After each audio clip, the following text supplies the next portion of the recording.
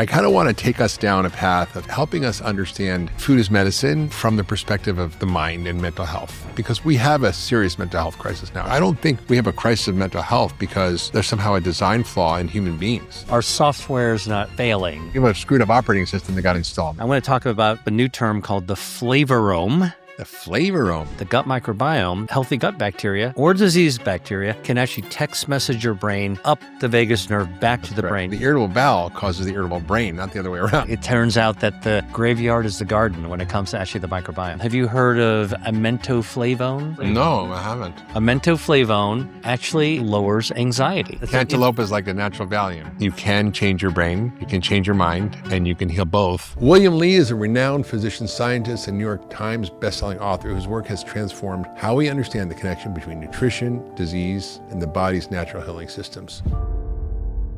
Hey, it's Dr. Hyman. I'm so excited to share this episode with you today, but before we dive in, I want to get your help. Please take a minute to hit that subscribe button, whether you're watching here on YouTube or listening on your favorite podcast platform. It truly means the world to me, and it helps my team and I bring you this podcast every single week. Plus, I don't want you to miss a thing. So thanks so much for being part of this community, and I'm glad you're here.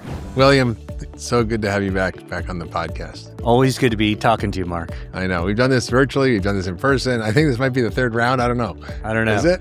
I've lost count. You know, you are one of the pioneers in thinking about how food is medicine, but from a deep science perspective. And not just, it's, food is medicine. That's cool. Eat your blueberries. But like really understanding the role of the molecules. And there was an interesting article, I don't know if you saw it in the New England Journal of Medicine, about the dark matter of nutrition. It was about the 139,000 different compounds in food that regulate our biology that are from phytochemicals. And I've heard even up to 3 million. I think the number keeps changing.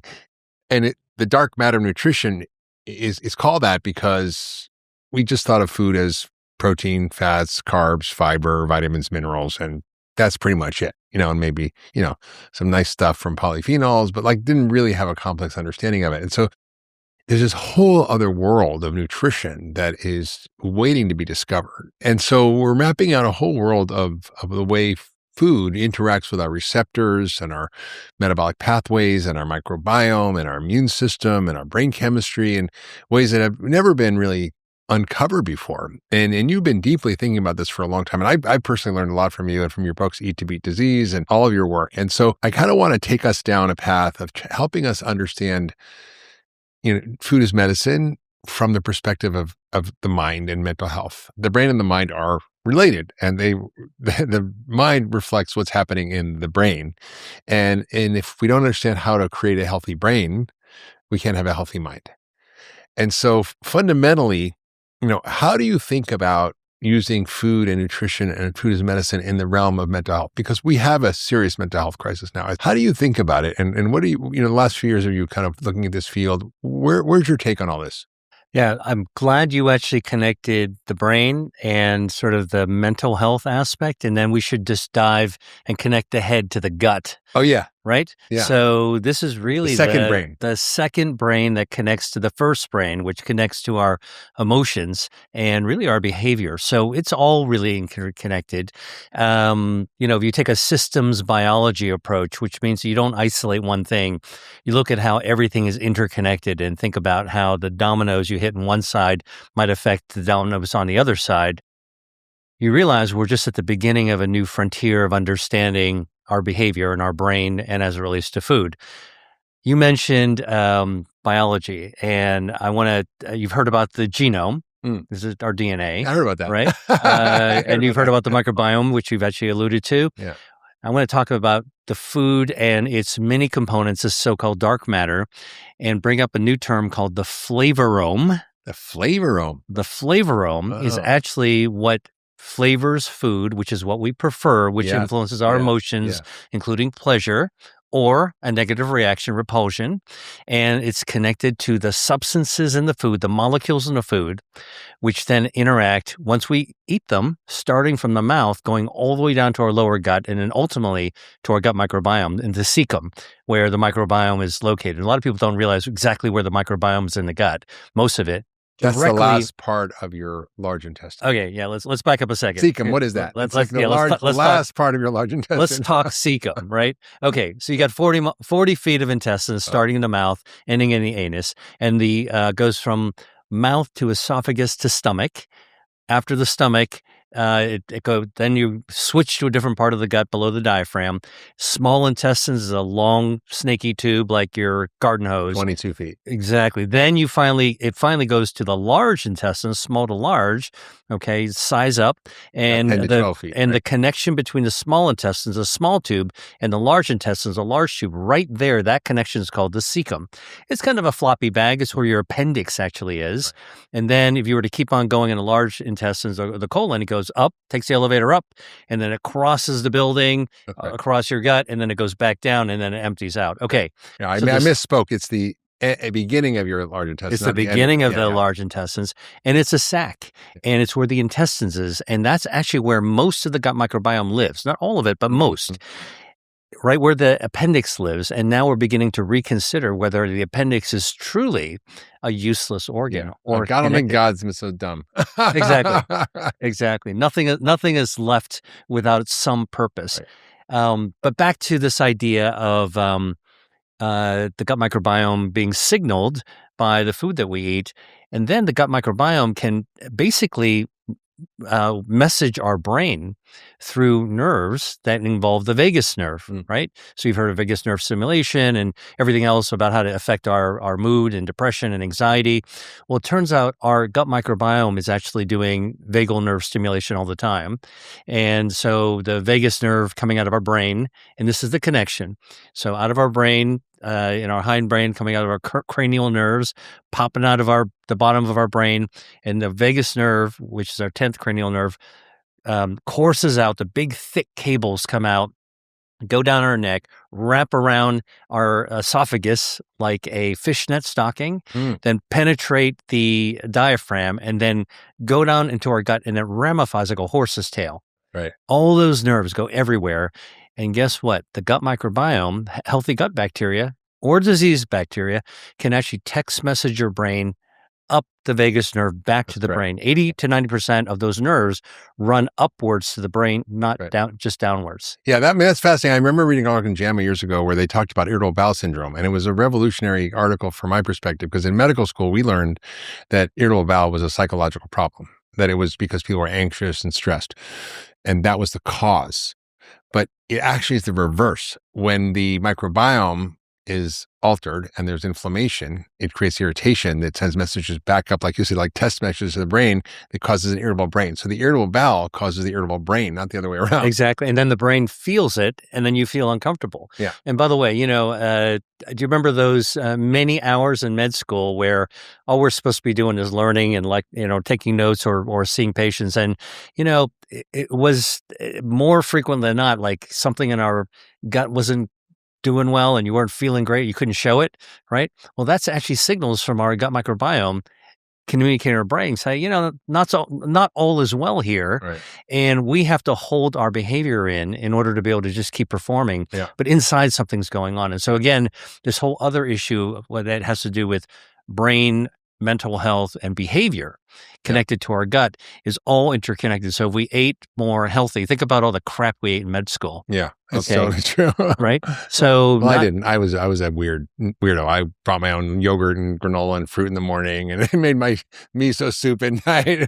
Well, think about all the things that were brought by drug reps that I did. To the lunches.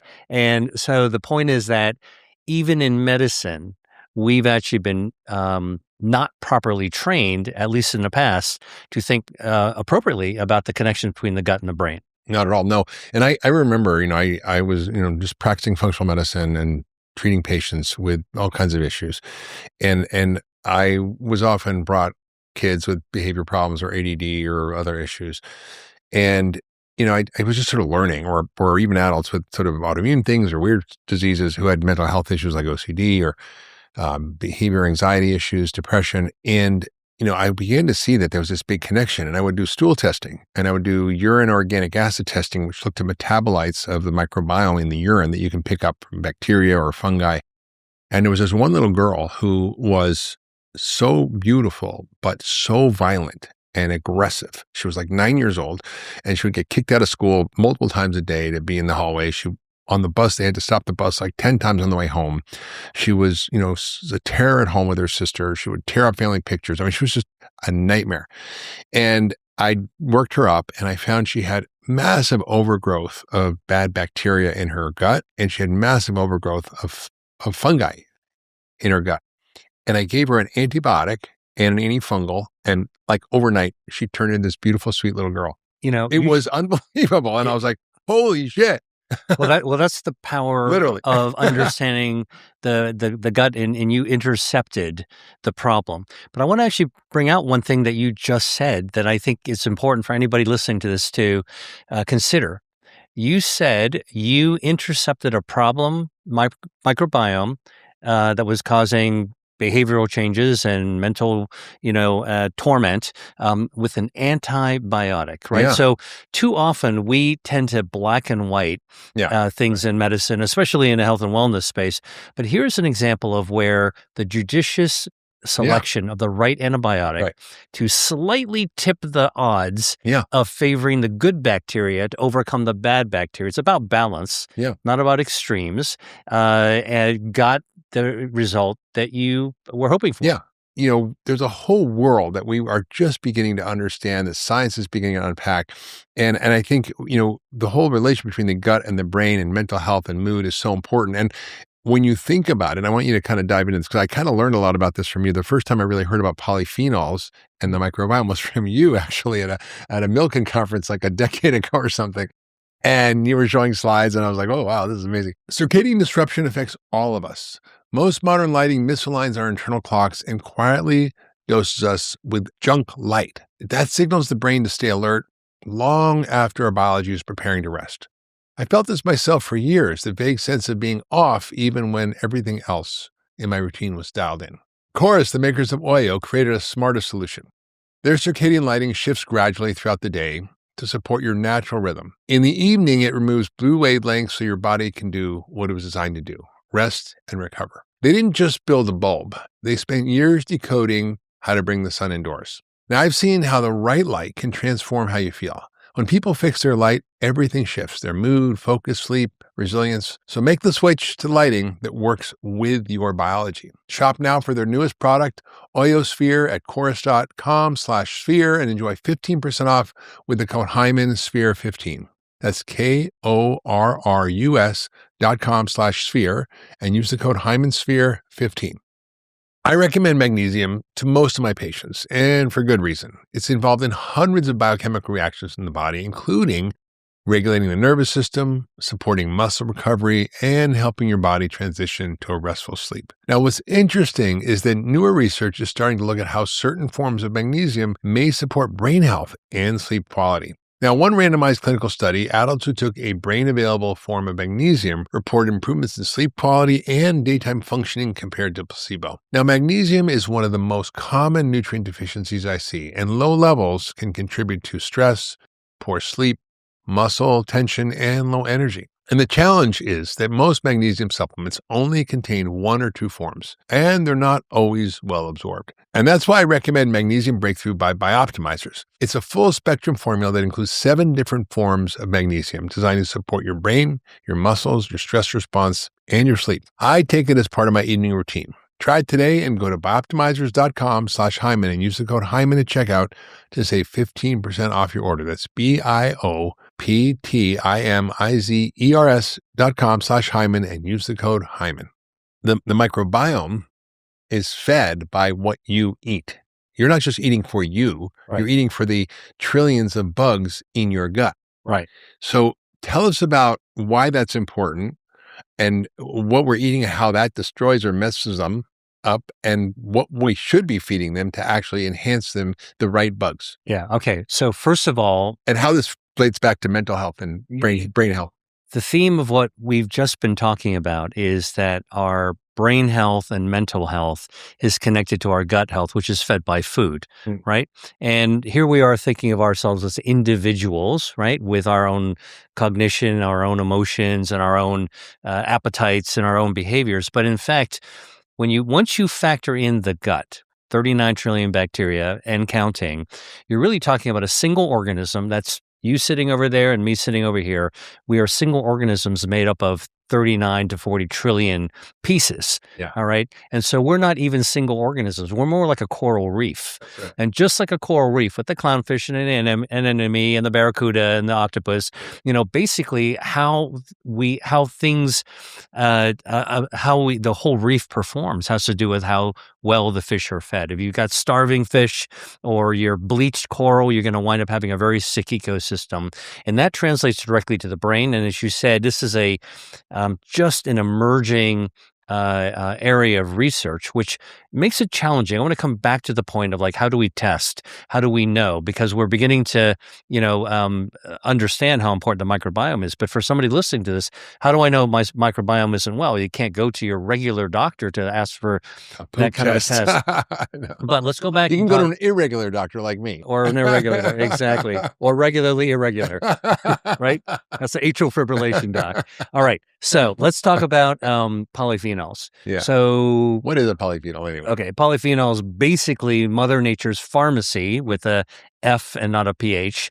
It's thousands of different kinds of molecules. Most of them make the colorful foods, a rainbow. Millions. What's that? Millions. Yeah, exactly. The billions. The colorful the colors you see in the produce market. Yeah. Many of them are attributed to polyphenols. These are just natural chemicals that are found intrinsically in food. What's very interesting about polyphenols in food is not only what they do for people, which is a good thing. They're anti-inflammatory. They help to our metabolism work better. They can help fight excess body fat and decrease visceral fat, feed the gut microbiome, but as prebiotics. But it turns out that a more interesting question is now being asked, which is, why do plants even have polyphenols? Yeah. What do they do for the plant? Yeah. And, they're not there for us. They're not there for us. Okay. But it turns out that Mother Nature imbued plants that make foods with polyphenols to fight the disease, to fight for the health of the plant itself. Right. So the plant's immune and defense system. It's an immune defense system. It's a repair system. It's a plant's healing system. So if you were to ask me in plain people speak, what is a polyphenol doing in a plant? I would say it's there to heal the plant and keep the plant healthy, right? So I'm going to come to this in a second, how does it affect the choices that we make?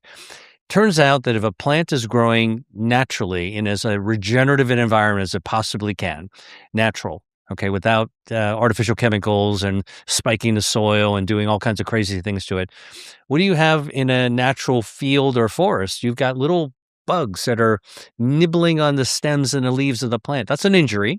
And the plant is going to respond to the injury, the natural injury, by healing itself by creating polyphenol. So it turns out that more naturally grown food plants actually will have more polyphenol. The more stress a plant is under, it's called hormesis, right? Which is the stress that doesn't kill you, that makes you stronger. That's why a wild strawberry explodes with flavor, and a giant red strawberry from the grocery store that's industrially produced tastes like cardboard. And we've actually studied strawberries for what's inside it. And again, there's hundreds of molecules, but we're just getting to them one by one. Strawberries have ellagic acid as one of their bioactives. That means biologically active. It's not just about the strawberry. It's how our body responds when we eat the strawberry. That ellagic acid does a lot of things. It feeds our gut microbiome, healthier gut. It also lowers inflammation all by itself, but it also helps a healthy gut bacteria lower inflammation by releasing short-chain fatty acids. So now you got a twofer, right? You've got ellagic acid, which is inherently anti-inflammatory. How do we know this? Because if you actually grow inflammatory cells in a petri dish, in a tissue culture, and you put ellagic acid in there, they will stop having a riot. They'll calm down. If you actually put the short-chain fatty acids of the gut microbiome in the same dish, they'll also calm down. So these are truly a double-headed kind of action of ellagic acid. Now, what's interesting is the clinical data also shows that people who eat strawberries, about a cup of strawberries a day over the course of a couple of weeks, will also change mental state. It'll actually lower depression, improve cognition, specifically improve memory. Make sure you eat the organic ones because the strawberries are the most Well, contaminated with pesticides. this is the point, is that basically if you want the most potent ellagic acid, this was studied by horticulturalists in England, you want to have organic strawberries because they're the ones that have to defend themselves against Mother Nature just to stay robust. So they actually have the greatest hormetic generation of these polyphenols. So when we eat them, we get a benefit that the plant doesn't need anymore. Now we get the benefit from it. Right. And it turns out that the organic strawberries have the most. Now, that's the most of the good stuff. You just talked about the least pesticides. And here's the deal with the fruits that are worth getting the organic for. You cannot wash off pesticides from a strawberry because you can't skin a strawberry. You would never skin a strawberry. And there's other fruits that you want to pay attention to as well that benefit the gut, that can improve your mental state, like apples, for example. You can peel an apple to skin the apple, but actually the fiber in the skin is really, really beneficial. And so too is the ursolic acid, which improves blood flow, which improves brain blood flow, which improves cognition. Yeah. Right? So again, when you can think more clearly, you have less brain fog, you actually are less anxious or depressed, you get in a better mood. So again, turns out studies at University of Massachusetts have studied if you take regular pesticides, spray them on an apple, like in a conventional farm, basically the pesticides will penetrate into 20% deep into the skin of the apple. Wow. Now you try washing that off, it won't happen. So again, that's another example of where choosing organic with anything that you're going to have the skin or you can't, or you want the skin or you can't skin it would be actually beneficial. Yeah. And I always thought, like you taught me this, but I always thought that probiotics and prebiotics were the key to healthy gut microbiome. But it turns out the third P, polyphenols, is just as important. And that collection of molecules, those dark matter nutrition, is a lot of what actually creates a healthy microbiome. So eating all these various plants, I mean, you taught me, for example, that pomegranate and green tea and cranberry have super beneficial effects on a keystone species called Akkermansia muciniphila that protects the lining of the gut and prevents leaky gut and reduces inflammation, helps metabolic health, and has all these benefits around treatments for cancer. And boost your immune system against cancer. Yeah. This is just one bacteria, and there's, like you said, 39 trillion in there, and maybe 1,000 species or more. I'll tell you something even more profound that is emerging as a theme in gut health research that is quite important for thinking about brain health. We used to always, when I was a kid, my grandparents used to take probiotics. I never knew what they were. Really? Yeah. They came in from, the probiotics were sent from Japan, and they used to arrive at my parents' house, and my grandparents were living with us, and they would open them up. And I remember they would like some bacillus. I'm like, why would you eat a bacteria? Right? Wow. Really weird. And by the way, so this is showing that long before the current trend of probiotics, it has been done in past generations. Mm-hmm. There's some ancient knowledge, right? All the fermented foods is all probiotic foods. Yeah. So I used to wonder if a probiotic bacteria was dried, it has to be dead. And if it's dead, how could it do something beneficial to you, right? And to this day, if you really think about it, live bacteria in your gut makes sense doing all those things we're talking about. You need a live bacteria to text message your brain, right? Wrong. It turns out that even dead bacteria, the shell of the bacteria, the carcass of the bacteria is biologically active. And this is why pasteurized bacteria are now being shown to also be bioactive. I'll tell you an experiment that was done that was really amazing. So there's a professor named Susan Erdman, who's a colleague of mine at MIT, Massachusetts Institute of Technology, studying a gut bacteria called Lactobacillus reuteri. Yeah. This is a fascinating bacteria that actually is often found in mother's milk, healthy mother's milk, injected into the baby to colonize the bacteria. It's a lactobacillus. All right. Lactobacillus reuteri actually helps the wounds heal. So helps wound healing. So we actually did a research study where we were actually looking at whether or not feeding Lactobacillus reuteri as a probiotic would speed up wound healing. And indeed, it doubled the rate of wound healing. And it did it from the gut by increasing the gene expression, turning on the genetic machinery for a protein called vascular endothelial growth factor, just to Yeah, prompt new blood VEGF. vessels to grow, VEGF, just to be able to heal the wound. That's pretty amazing, That's right? great. Gut, skin, Wow. axis. Wow. Now, what about the brain? Turns out Lactobacillus reuteri also text messages your brain and tells your brain to produce oxytocin, Yeah. social hormone. Crazy. All right. Now, I haven't gotten to the punchline yet. The punchline is, can we destroy, this is the experiment, can we destroy the bacteria's effect by pulverizing it?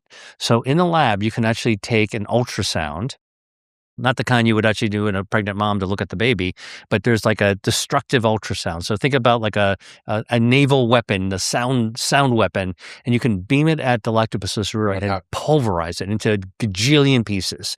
All right, you feed it to in an experimental system to animals, just putting it in drinking water, and guess what? The dead pulverized bacteria will also make the brain release oxytocin. Totally not, no chance it's alive. It is completely So pulverized. because the dead stuff has signaling molecules in it? Signaling molecules, like, so I sort of think about it as the graveyard of the microbiome is also a garden that's actually active. It's still able to do things. This is just like compost or something. Exactly. So, more powerful than we thought. What one patient of mine said, Dr. Hyman, I took this probiotic and I was just looking it up, and there was a specific strain, Bifidobacterium longum 1714, improves the quality of deep sleep. Think about a probiotic that actually improves your sleep. So everything is connected here. Makes total sense, right? I mean, I think that here's the thing, when we as communicators and also medical experts talk about the microbiome and mental health and brain health, we make it seem very logical and common sense. I think it's important to say that, what we're talking about is really kind of a realization. And we're taking whatever pieces of evidence that currently exist and trying to help people understand the connections and the importance of having, if you want good brain health and good mental health, you really need to have good gut health at the same time. And that's a connection on food, but we don't really have all the answers yet. Yeah. That's the key thing. Before anybody runs out after hearing this and just goes and buys whatever bacteria there is, recognize that there's a long way to go before we actually have mastered how to actually map out that to get to the results that we need. But in the meantime, we can eat prebiotic foods, probiotic foods, fermented foods, polyphenols. We can kind of hack the game a little bit by having a broad array of these different types of foods that are microbiome enhancing foods without worrying too much about which probiotic to take. Exactly. Because you know what? Foods actually are wrapped up with, if you take fermented foods, it's already got some polyphenols. It's got some dietary fibers. It's got the prebiotics, and it's got the bacteria. And, if you ever ask, okay, do all the healthy bacteria, are they alive in fermented foods and sauerkraut or in yogurt? Some of them are probably dead. Yeah. Okay. And that's okay. It turns out that the graveyard is the garden when it comes to actually the microbiome. I want to double click on something you said, because you said it and we whizzed over it. And I think it's so important. And it's called the flavorome. I never heard that term before, but it reminded me of a gentleman who's been on the podcast a few times, Fred Provenza, who's a rangeland ecologist from Utah, at the Utah State for most of his life. He's retired now. He wrote a book called Nourishment, essentially about what we can learn from animals about how to eat. And he studied the behavior of rangeland animals out west, looking at what plants they ate and what they did. And, they were some general food and crops for calories, but then they ate and sampled many, many different plants for their phytochemical benefits and their medicinal benefits. And they would only eat a certain amount of them because at certain levels they could be toxic. Or it was like they knew what to eat. And they had this natural intelligence based on the flavor. And what always sort of blew my mind is that when you think about the taste of food, the flavor of food, it always comes from the phytochemical richness of the food. That's what brings the flavor. Dan Barber figured this out. He probably didn't think about this, but he created something called Row 7Cs, essentially to reverse engineer flavor back into foods that have had that flavor engineered out of them. Like butternut squash is tasteless, but he created honey nut squash, which is basically a phytochemically richer food that makes it taste sweeter, better naturally. So we put all these flavorings on foods instead of actually eating the foods that have the flavor naturally. So the explosion of a wild strawberry is a different flavor than a store-bought strawberry that's not organic, or even organic is not as good as the wild one. And so people don't understand that if you seek out foods that have a natural richness of flavor, if you go to your garden, and anybody who's at a garden, I've had gardens most of my life, and you get an asparagus that you kind of crack off the stem and you eat it. It's like, There's no substitute. it's unbelievable. Or you take broccoli and you eat it, or you take a tomato off the cherry tomato that's ripened in an August sun on the plant, and it's a totally different set of flavors that comes from these phytochemicals. And that's where the medicine is. That's where the dark matter nutrition is. And we've essentially bred our plants that we eat to not have these anymore. Research on the microbiome has made it increasingly clear just how central the gut microbiome is to overall health. It influences everything from digestion and immune function to skin health, and even how our bodies process nutrients. But not all probiotics are created equal, which is why I pay close attention to the science behind the companies working in this space. Now, one company is doing that particularly well. It's called Seed. Their DS-01 daily synbiotic is formulated with 24 clinically and scientifically studied strains designed to support gut health, healthy regularity, skin health, immune health, and gut barrier integrity. DS-01 is also the #1 digestive health probiotic. What impressed me most about Seed is their level of scientific rigor, which is what led me to join their clinical board. They're helping set a new standard for what a synbiotic should be. If you're looking for a simple daily habit to support your gut and whole body health, this is a great place to start. Go to seed.com/Hyman and use the code 20Hyman to get 20% off your first month. That's 20% off your first month at seed.com/Hyman and use the code 20Hyman. More and more research is coming out on the importance of maintaining muscle as we age, and muscle is essential for longevity, metabolism, and healthy aging. And in my January conversation with Dr. Gabrielle Lyon, we took a deep dive into this topic, highlighting the importance of prioritizing high-quality, bioavailable protein. But not all protein is created equal. One of the most nutrient-dense sources I found is wild venison. Wild axis deer in Hawaii roam freely and graze on nearly 200 different plants growing in volcanic soil, which produces meat that's incredibly rich in nutrients, truly embodying food as medicine in its purest form.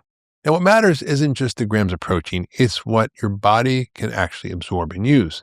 Venison is naturally high in bioavailable heme iron, B12, zinc, and complete amino acids, including leucine, which helps trigger muscle protein synthesis. It's also naturally lean and incredibly pure.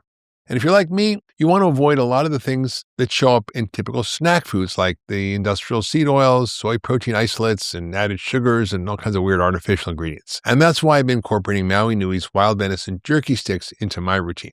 Whether it's after a workout or on a busy day of travel or even on weekends when I want some quick but nutrient dense. They are made with just 3 simple ingredients: wild venison, water, and spices. It's not just great for me, it's great for active kids, athletes, parents, all benefit from real nutrient-dense protein like this. And right now, Maui Nui is offering my listeners a free 6-pack of their venison jerky sticks with your first order.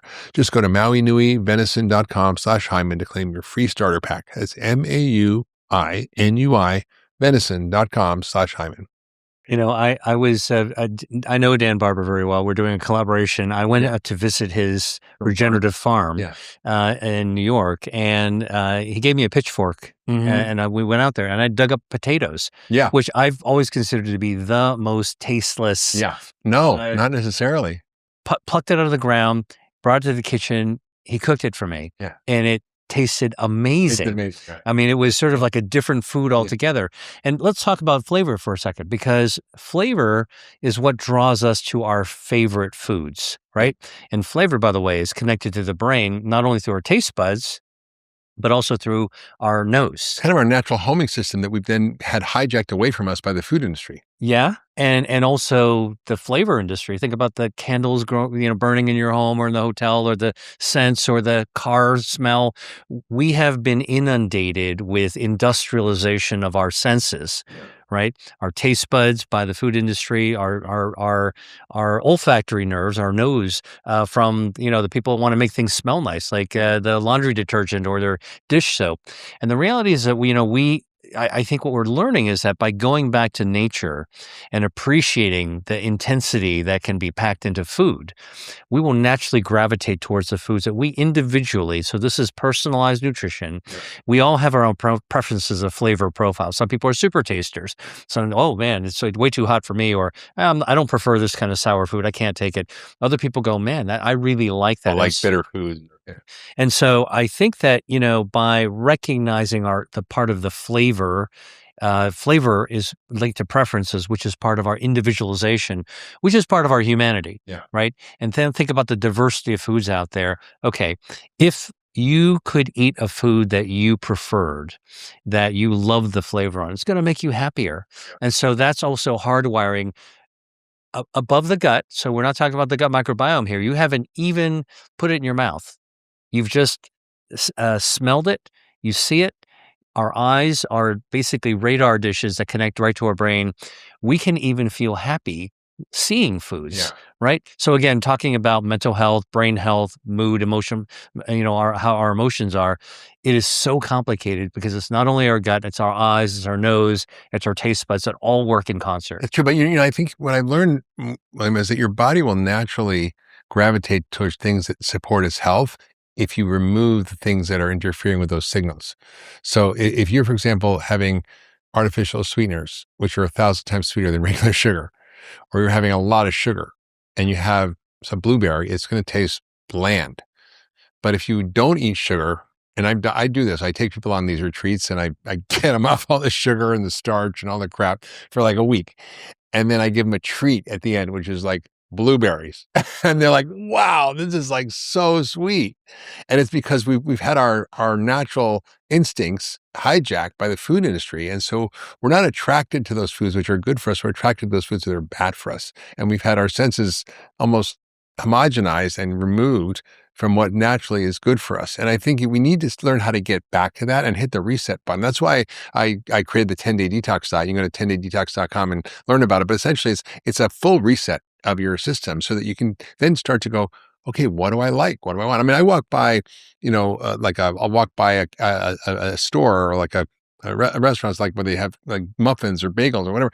I don't want to eat it. It looks like a rock to me. Like it doesn't attract me because my body's naturally seeking those things that support its health because I've trained it and I've let it kind of uncovered from all the crap. I don't know if you saw the research that looked at chimpanzees knowing inherently when they're injured that they'll pick specific plants to chew on them that will give them the bioactives, the polyphenols from certain plants in order to be able to heal their wounds. That's right. That's what I'm talking about. The animals have this natural intelligence. We've lost it. And we lost touch of it. And it's part of what's caused our mental health to be screwed up because we're eating a diet that is so damaging to our mental health. All the starch and the sugar and the refined foods and the ultra processed foods and all the additives and chemicals.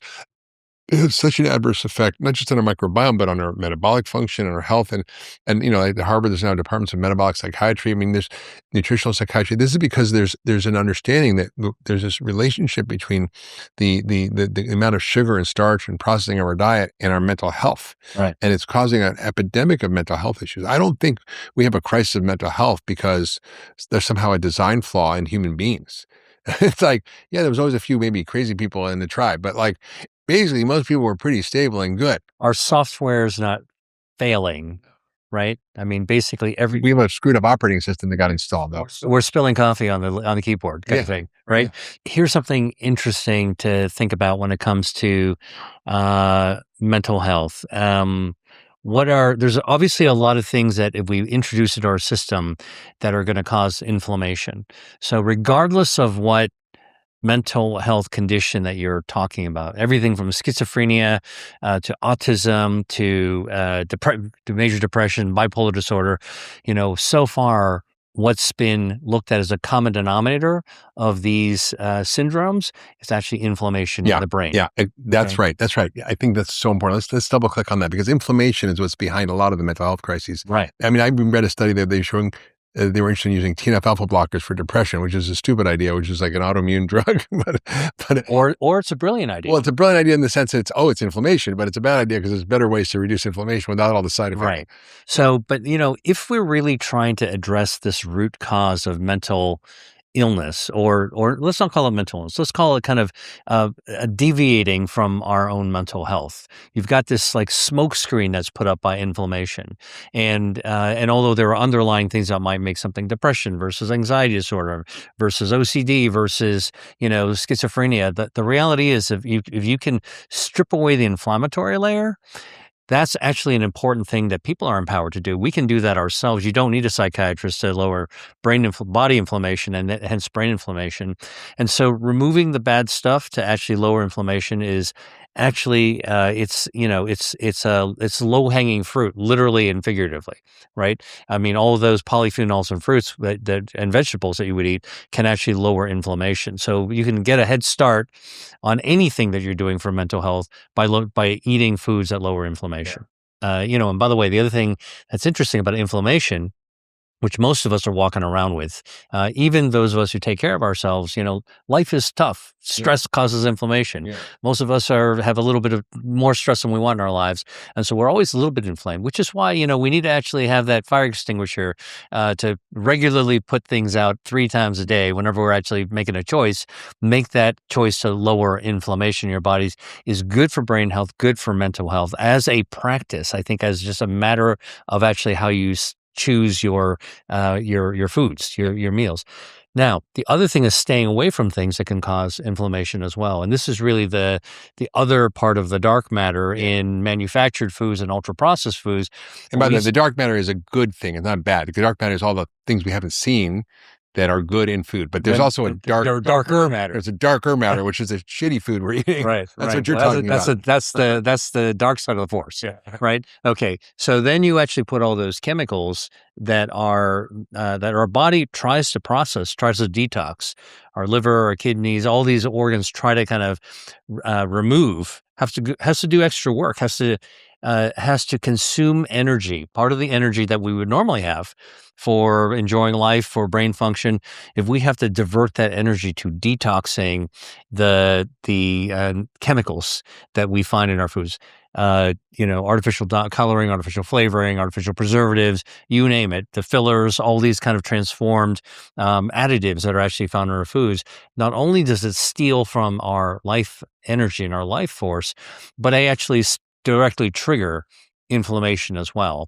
And by then triggering inflammation, think about the dietary pattern. You eat less foods with polyphenols, more junk food with all these chemicals. You're tilting the scales towards inflammation. And the most inflammatory thing is sugar and starch. That's what's the majority of Americans' diet. And that's creating insulin resistance, which creates belly fat deposition. Those cells in your belly are not just holding up your pants. They're little factories of inflammation, creating adipocytokines, which are inflammatory molecules from the fat cells that go to your brain and affect everything. And the food industry that makes foods with sugar and starch tend to add to those foods a lot of other additives. Yeah. Right. So you're talking about sort of, something that can be damaging. You get the double whammy. Yeah. So I think you're right. I mean, the inflammatory issue is huge. So all these polyphenols tend to be anti-inflammatory, whereas all the foods we're eating tend to be inflammatory. And at a very basic level, to simplify things, when your brain's inflamed, your mood's inflamed.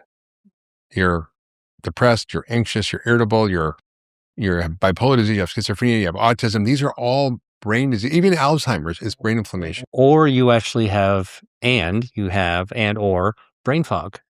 And that actually steals from your quality of life. This is not where I leave my keys. This is like, I can't focus on anything. Yeah. Right. And so this is when when anybody who's in that situation feels like, they really, really need to have some kind of reset to be able to get back to clear thinking. I don't mean to push it, but I'm telling you, the 10-day detox is literally like that reset. And that's one of the things that people say most often when they do it, that their brain fog goes. What are the steps? It's getting rid of all the crap, it's adding in the good stuff, taking out the bad stuff. So it's lots of vegetables, fruit, nuts and seeds, good quality protein, lots of good fats, olive oil, eggs. You're taking out gluten, dairy, grains, and beans. Not that they're wholesale bad, but for a temporary period because they tend to be more starchy and cause some gut issues for people. Dairy, which our modern dairy is terrible. And I do like yogurt, and I like particularly sheep or goat yogurt, but just for a short period of time, these tend to be the very inflammatory foods that people are sick from. And when you do that and you obviously take out all the ultra processed foods and And the sodas. all the sugar, all the starch, all the additives, all the chemicals, all that goes away.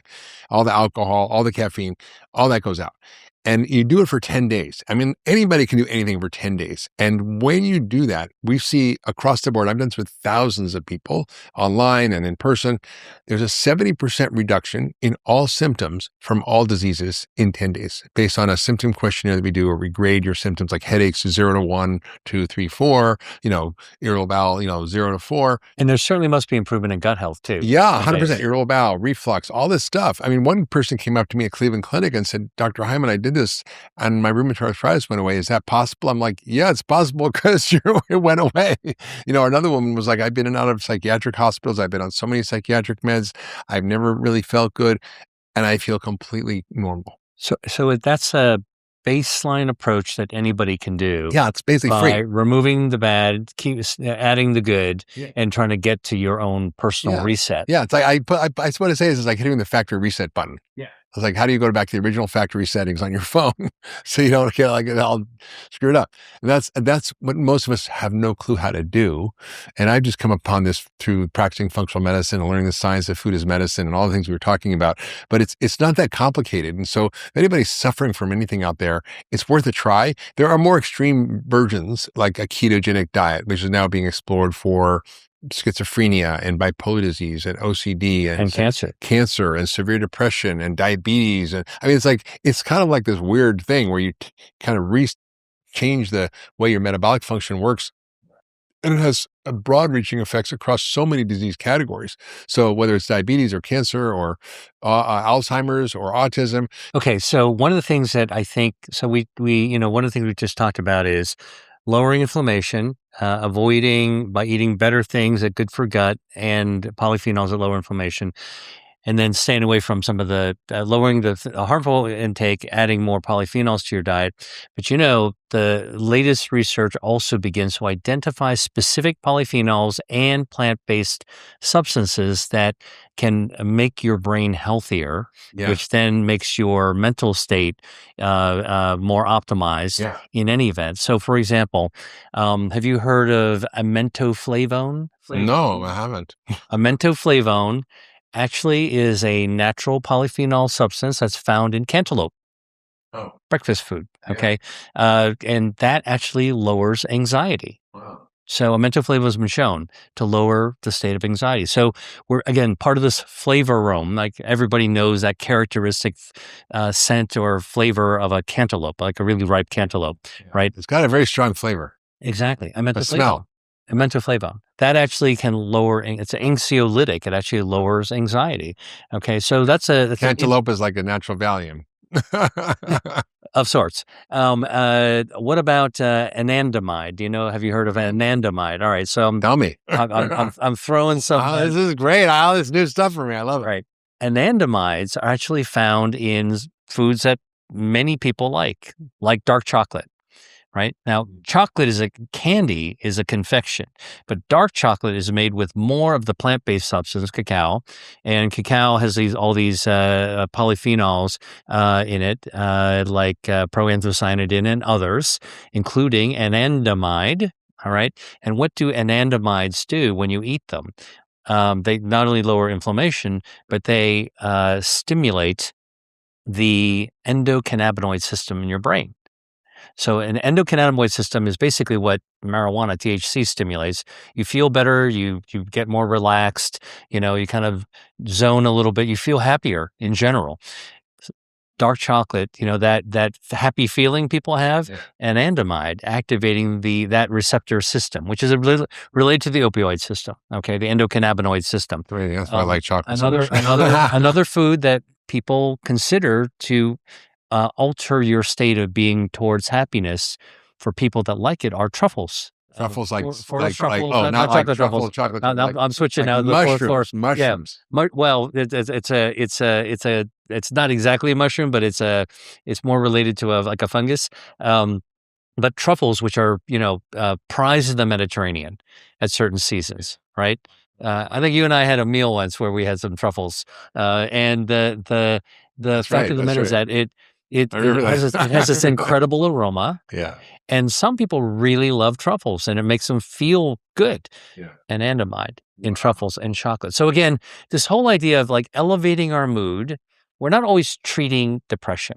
Sometimes you're elevating your mood It's as like an well. enhancement. It's like An enhancement. there's a whole word called nootropics, which means compounds that right. actually help increase your cognitive function and mood, that are not, Right. actually treating a disease. They're just causing an Improving. elevation or an improvement.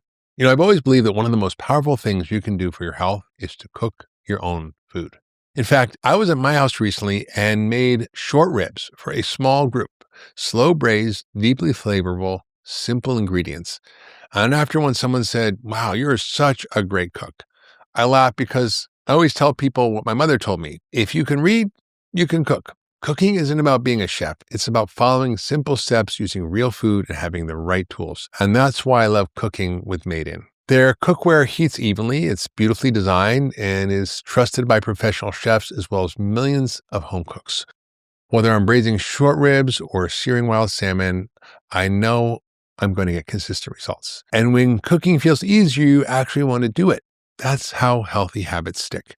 If you've been wanting to cook more at home or upgrade the pans you're using every day, this is a great place to start. Visit madecookware.com and use the code Hyman10 for 10% off your order. You won't regret it. That's MADIN cookware.com and use the code Hyman10 today. Living a long and healthy life isn't about chasing shortcuts. It's about focusing on small daily habits that support the body at the cellular level.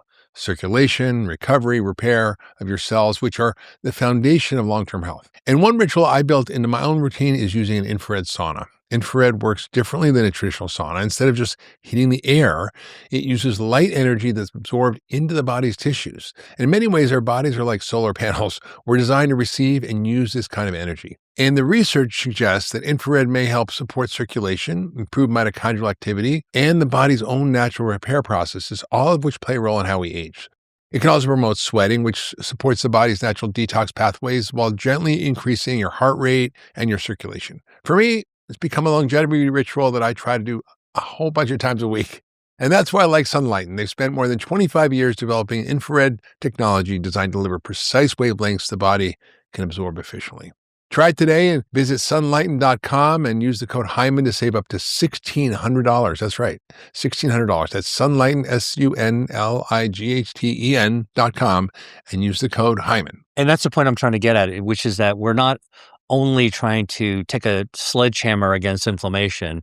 We're not only trying to, remove harmful substances from your plate, but we're also thinking about for happiness and joy, elevating our own mood. And that's also connected to the gut and the food that we choose. Yeah, it's interesting. I mean, lion's mane is another mushroom that it looks like a brain, actually, and it has incredible effects on the brain in terms of connectivity, brain repair, healing.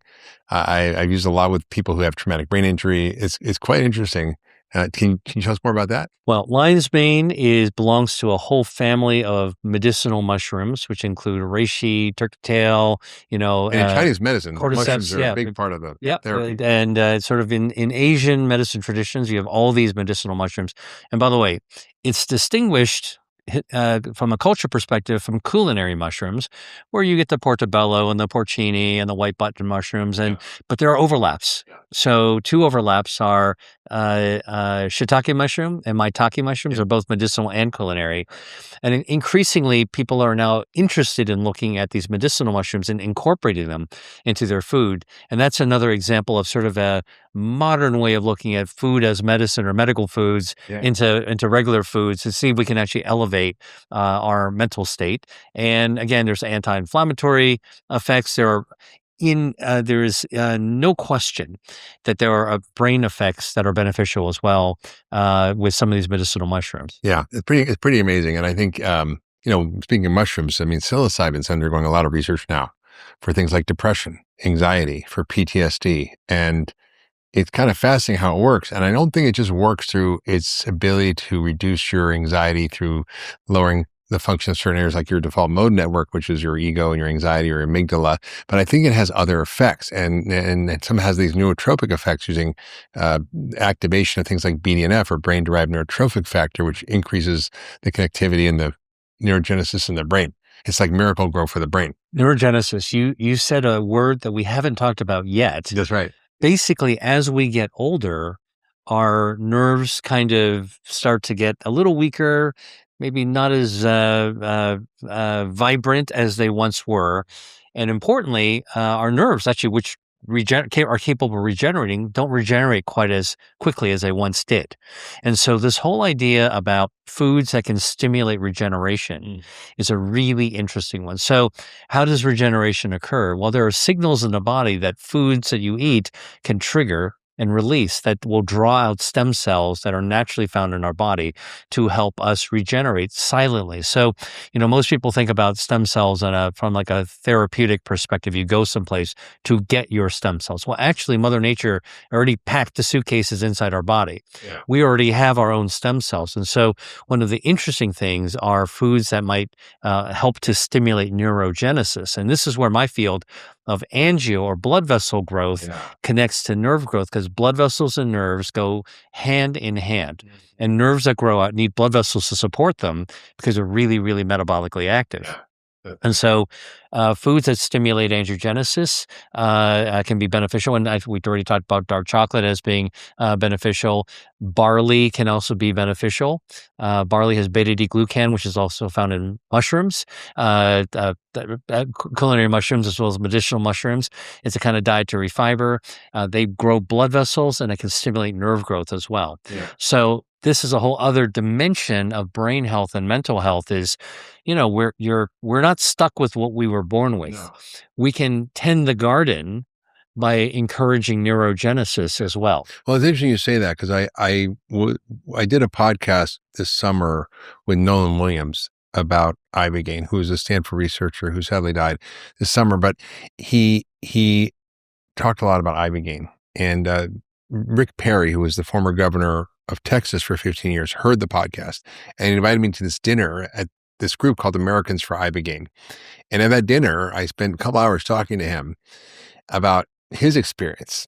And he went down there, and he's 75, and he went down there to address, his own brain health, because there's data that improves brain health in the veterans who've had brain trauma, traumatic brain injury, and brain trauma, actually PTSD, actually show that their brains repair, looking at functional MRIs or quantitative MRIs.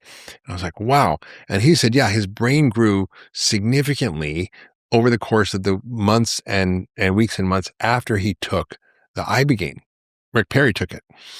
And I was like, holy crap. So I went down and did it. And I did a quantitative brain MRI before. Okay. I have a functional MRI, and I'm going to repeat it a week from now. And is your brain growing? I don't know. I got to repeat it. I only did this like less than a week ago. So I'm going to repeat it next week, and then I'm going to repeat it again in a few months.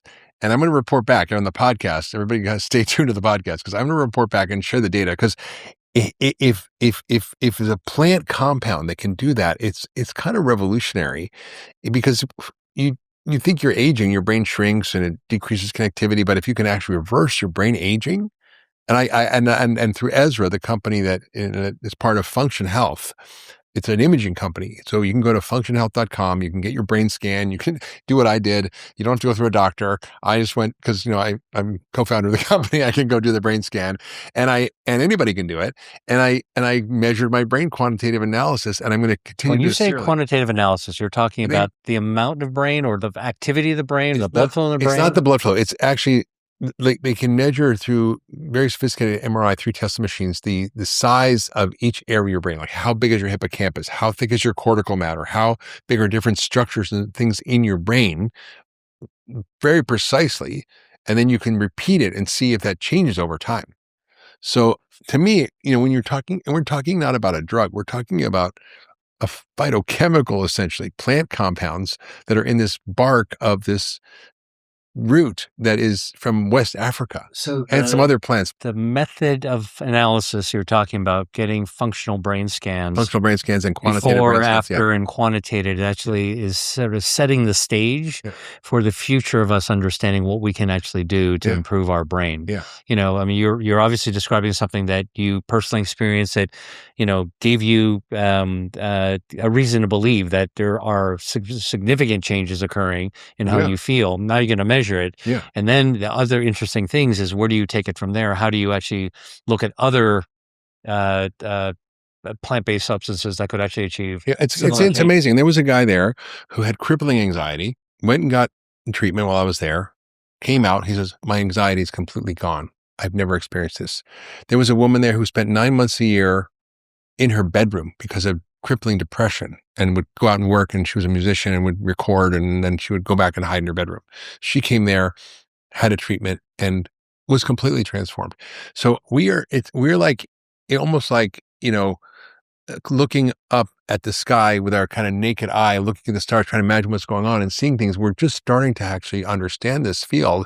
And I think we're going to be in the next 5 to 10 years in a revolutionary period of understanding of the brain, the mind, how to repair the brain, how to heal the brain, how to deal with mood disorders, trauma, PTSD, brain injury, depression, anxiety. I mean, this, whether you talk about, you know, plant medicines and psychedelics, or nutritional metabolic psychiatry, or upregulating just mood through using all the things you mentioned, like from, you know, truffles. I'm like, it's a little expensive way to get your mood up. You can afford a cantaloupe. I can afford a cantaloupe.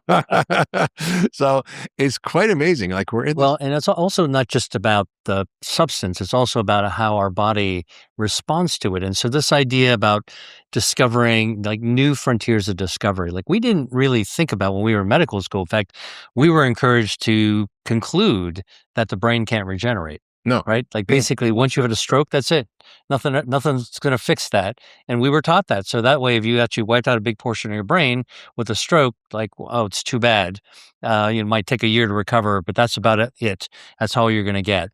Turns out that's not really true. We can actually reverse some of these diseases or conditions, or the consequences of disease, by encouraging our body's own capability of regeneration. I wrote about this in my book, Eat the Disease. You did. I remember that. And the whole idea is that we are hardwired to repair ourselves from the inside out. The mental health aspect and the brain health aspect is, I think, one of the most exciting frontiers. Yeah. By the way, more recently, researchers are now beginning to focus on the eyes as a window into the brain and the status quo of the brain, right? So think about it. When you go to the eye doctor, what do? You get your, you look at the eye chart. What's the smallest lines you can actually read? But actually, the imaging has become so much more sophisticated. And the AI connected to the imaging, right? So anybody who's actually had a real serious back of the eye exam, what do? You put your chin on this rest, they flash these lights into you, and they are looking at your brain. Yeah. And then with the images that are capturing, you can see the thickness of the retina, you can see the optic nerve, the connection between the layer of nerves that are the carpet on the back of your eye that connected to the big cable that goes straight into your brain. We can see our brain, which is pretty amazing. And they can tell Alzheimer's going on. They can look at kidney function. I mean, it's crazy the stuff that they're able to detect, and stuff that an ophthalmologist wouldn't be able to detect because the AI can start to see these things. And now they're beginning to think about it and use AI to their advantage. So I was just sort of building on the brain scans, the functional scans you're doing. I think you should take a look at your retina. Yeah, and the optic nerve as well.